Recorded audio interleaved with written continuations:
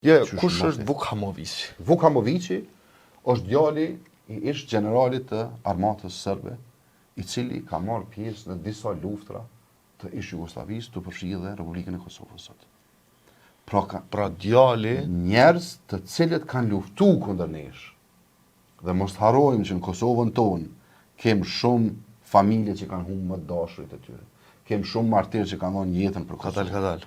Baba i Vuk Hamoviqit ka qenë pjesë e luftës në Kosovë, ku ka ndodhur Prekazi, ka ndodhur Glazani, ka ndodhur Reçaku, ka ndodhur Obria, janë zhvendos 1 milion banor, ka ndodhur gjithaj dëmtim i përgjithshëm i pronave, ka ndodhur thujse gjenocid. Po pra, që kjo është Vuk Hamoviqi, qaj është baba i Vukut, i cili ka marrë pjesë në krejt çdo lufta të cilat po i përmendim, dhe ne sot kem ftyrë me nënshkru marrëveshje, licencimi, me i dhënë pare Vuk Hamoviqit e babës tij, me ja shpagu qatë muni që ka bëaj në vrasjen, për ndjekjen, ekzekutimin, persekutimin e shqiptarëve për vite e vite me radhë. Që kjo është Vuk Hamoviqi, që kjo është kontrata nënshkruar në kohën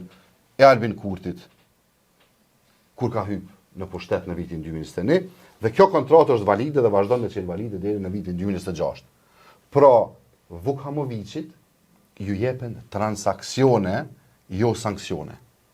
Vuk Hamoviqi merr transaksione nga Kosova, jo sanksione, për shkak se këtu janë përfshirë edhe Martin Berishaj, Nagib Krasniqi, ky profili i lartë me Dejona Mihajli në krye, i cili po menaxhon gjithë strukturën e mafisë energjetike në Kosovë, për përfitimet e tyre financiare të cilat tashmë janë botë e njohur edhe të ditura për krejt opinionin. A nuk është dashur Kosova me ndjek penalisht babën e këtij për krimin Kosovë?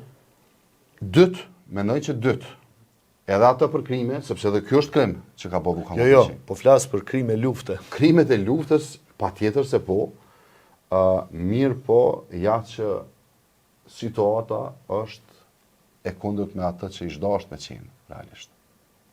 Pra, në vend të përndjekjes së tyre, ne vazhdojmë me imbush xhepat e tyre me para.